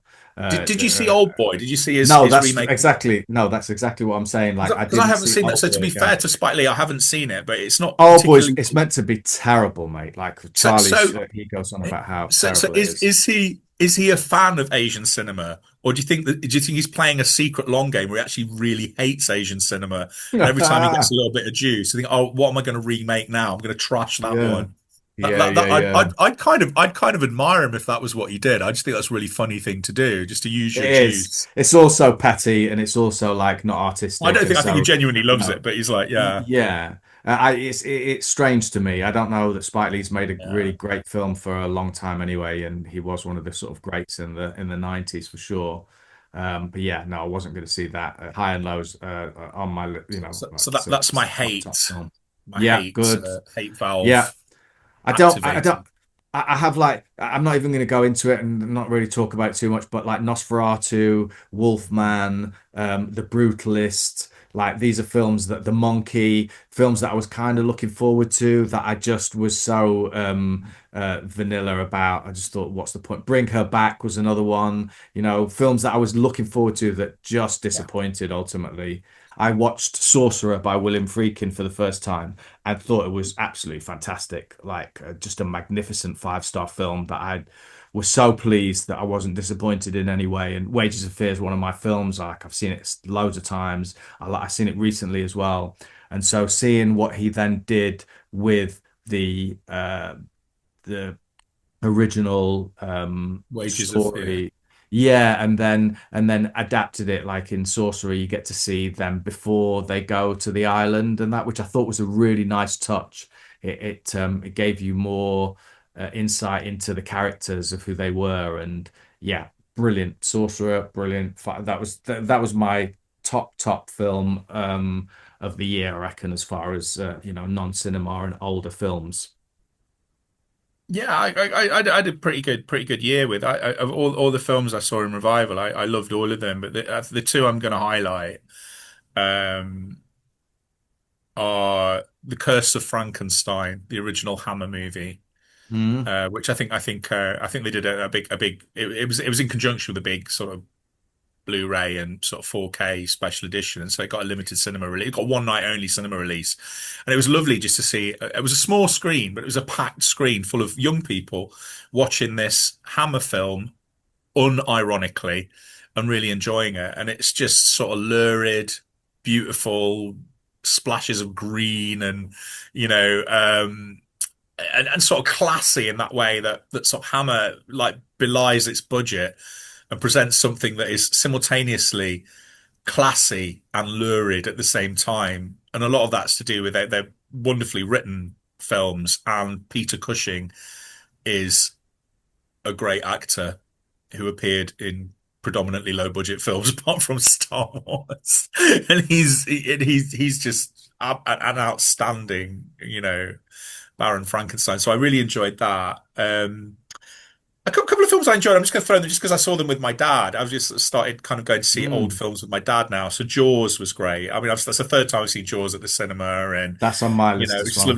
lovely seeing it with my dad. And we saw this week The Wild Geese, which is an old family favorite. Richard Burton and Richard Harris. His mercenaries in Africa, and Roger Moore with a constant cigar on the go, and it was great. It was really good fun. But no, my delight of the year, and I saw the Texas Chainsaw Massacre 2 over Halloween, and the people. They're called the Loft Cinema. Just give them a shout out. Not that they'll ever hear this, but and they do these at the Savoy Cinema in Nottingham once a month. They'll do normally to packed houses and the biggest screen, just sort of presentations of cult, sort of normally sort of 80s, kind of early 90s, sort of horror and sci-fi genre movies. And they showed Texas Chainsaw Massacre 2, and made the point actually they're doing it in conjunction with another group, who actually run a VHS store, one of the last VHS stores Wow. in Ilkeston, and I can't remember the name of the organization, but they actually said that because this film was never theatrically screened not in England because it was banned, and they just came out on VHS in various cut forms, because this might be one of the first times it's ever been theatrically screened. Wow. And Texas Chainsaw Massacre 2 is a nasty, messy delight. And again, it sort of stands in relation to the original in the way that Evil Dead 2 stands in relation to Evil Dead 1, in that it's played for laughs. The comedy is jet black. Toby Hooper is one of a genius of kind of just nasty, rusty production design. When you descend into their lair underneath this Texan theme park, it's just this horrible. You feel like you catch a disease if you scratched your arm on anything in this like junkyardy sort of world, and Mm. it's got a great Dennis Hopper performance in it. Caroline Williams is one of the sort of great scream queens of 80s cinema, and it's just I loved it. It was just such a entertaining nasty, grisly, and I love the fact I don't get tired of telling people this. I love the fact that it's written by the same guy who co-wrote Paris, Texas. So you got these two movies Mm. with Texas in the title that couldn't be more different. And he wrote it apparently, a guy called LM Kit Carson, who I'm getting quite obsessed with. And he wrote it as a deliberate act of self-sabotage because his agent told him after winning a prize at Cannes, Paris, Texas will elevate you to a new world of screenwriting opportunities. And he said, I looked at that world. I didn't like the look of it. So I wrote Texas Chainsaw Massacre 2. So like none of these people would ever employ me again. But he does a sterling job. It's a beautifully written film, you know. I've never And seen that. I will definitely have a look no, at that. it's terrific. It's really good fun. And it's kind of Toby Hooper's really last great hurrah before he just sort of kind of unraveled really. And just, although I do like the Mm, Mangler. I've got a lot of love for the Mangler. I the just genuinely manga. do. Watch it again. It's not as bad as people think it I is. don't think I've ever seen it, to be Yeah, honest. I'll watch it. It's got an appalling reputation, but I love it. I think it's great.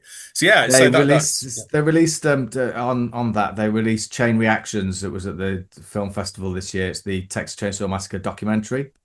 Mm. I didn't see it, unfortunately, but that's on my list of films to watch, and that in conjunction with rewatching This the provides a nice original. segue if we still got time to just have a few Yeah, words about yeah, yeah, disappointment of the yeah, year, because yeah. Guillermo del Toro is one of the talking heads on Chain Reactions, and unfortunately, I have to say his Frankenstein was my biggest disappointment of the year. Yeah, yeah.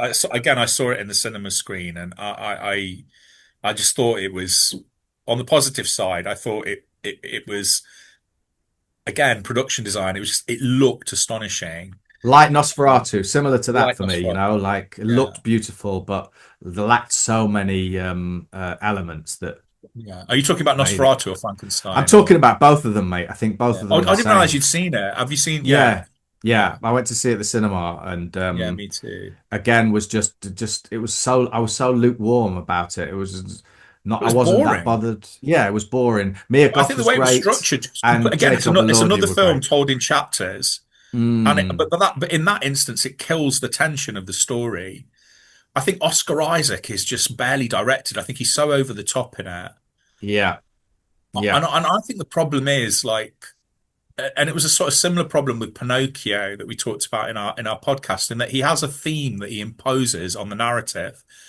And in Pinocchio, it's about fascism and bad fathers, and with this, it's about fathers and sons, and it's about reconciliation, and it kills the horror.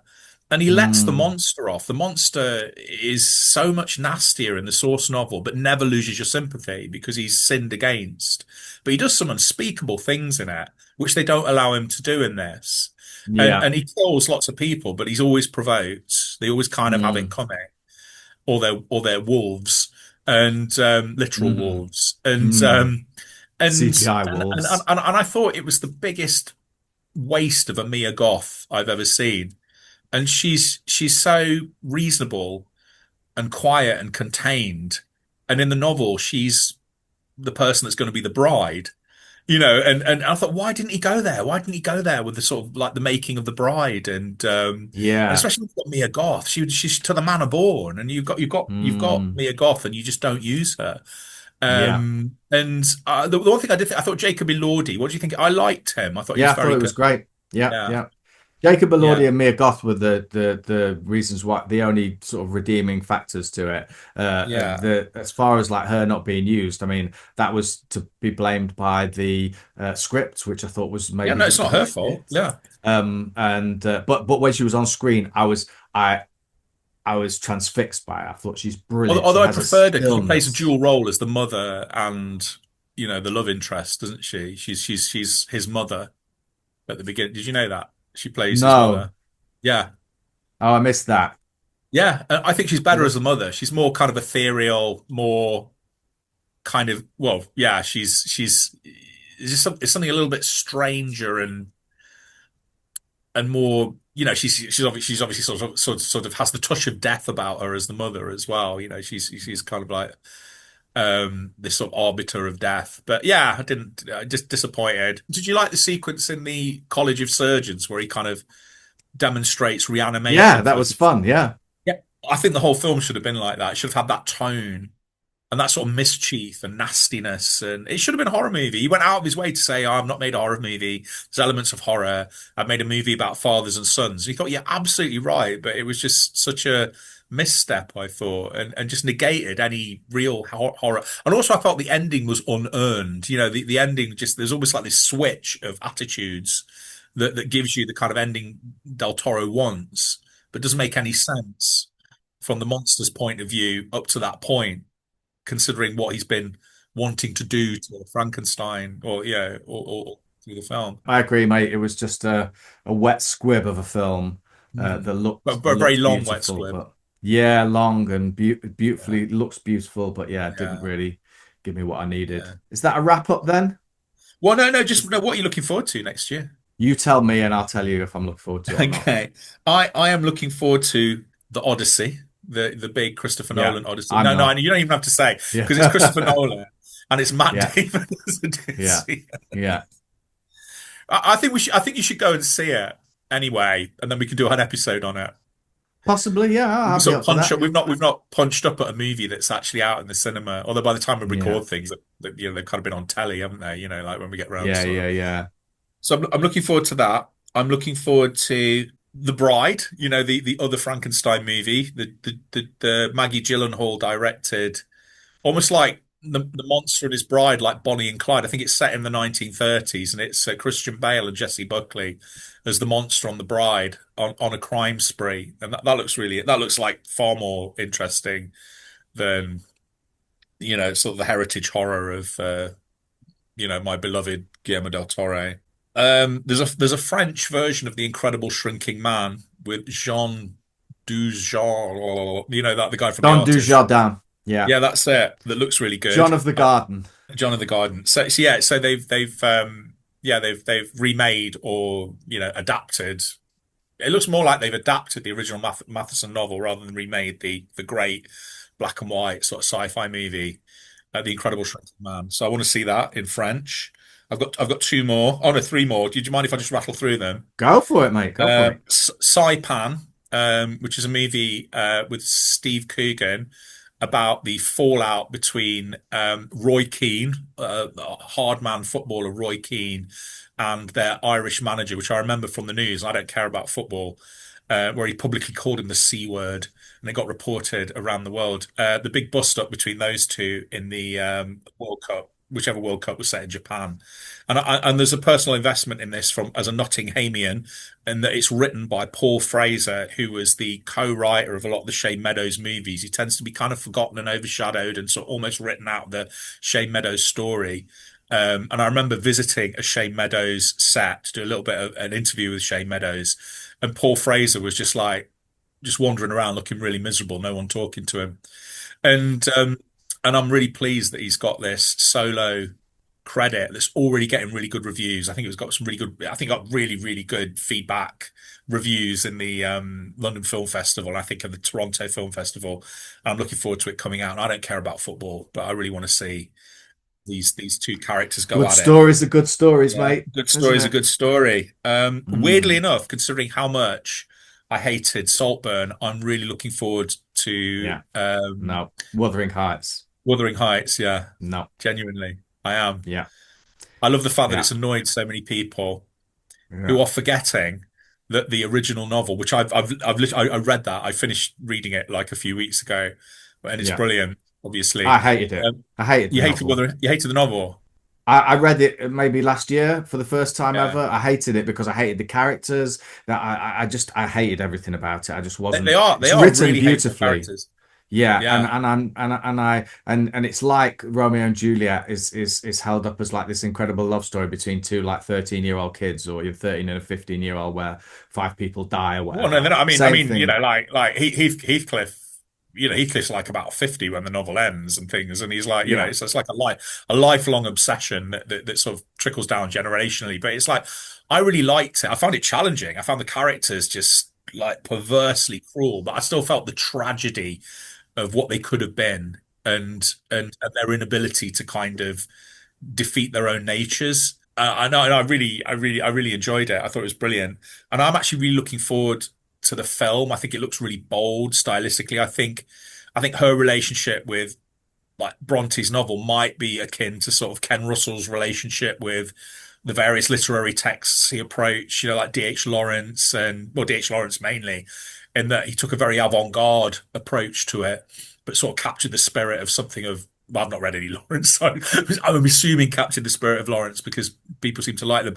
And I think everyone's sort of getting their knickers in a twist about how the the bold swings it takes, the fact that it's quite salacious and it's quite forgetting the fact that when the novel came out originally, absolutely scandalized people. So she's just finding a modern language to replicate that sense of shock and offense. I like Margot Robbie's choices as a producer. I think she picked some quite bold subjects or risky or unusual things to sort of put a name to. And again, Elordi's on a roll, so I just want to see what he does as Heathcliff.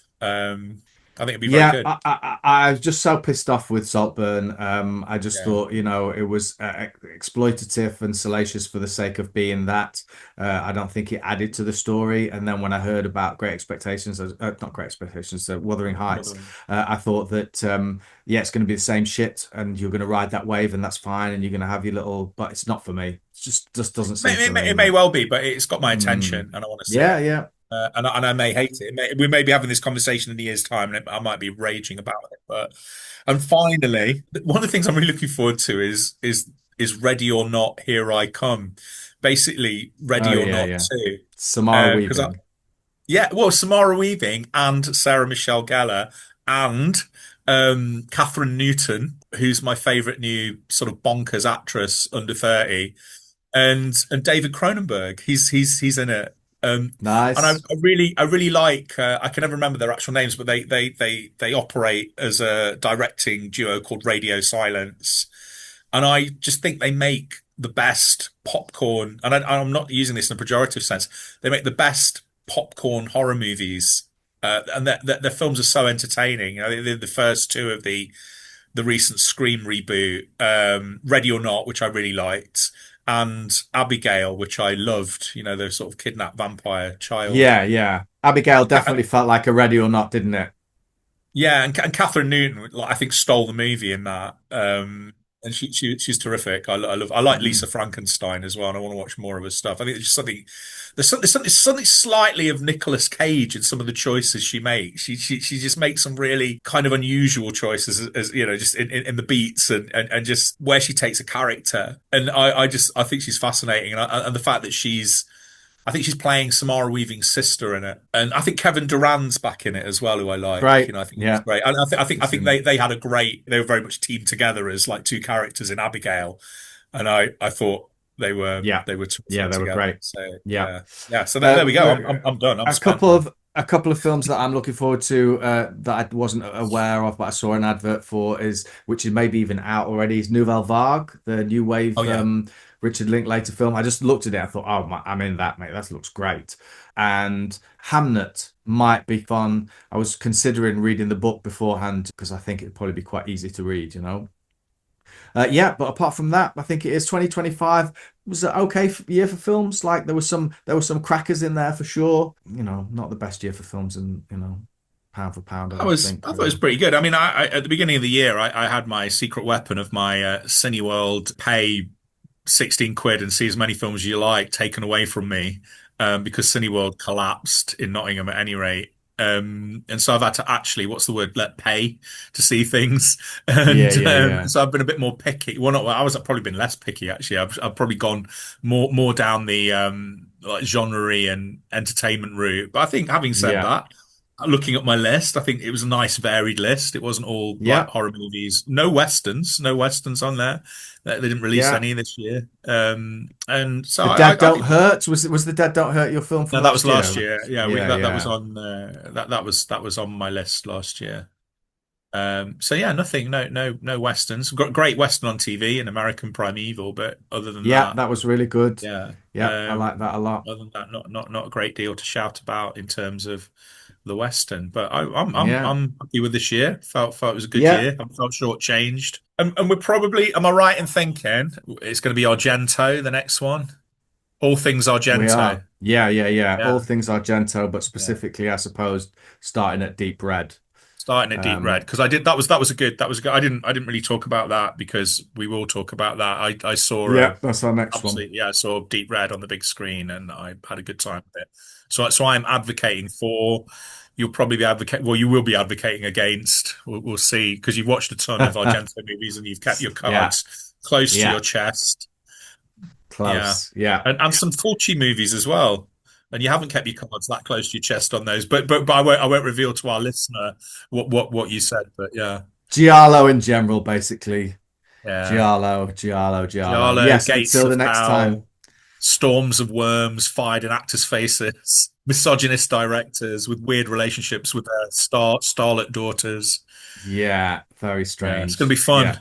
Yeah, we'll have fun.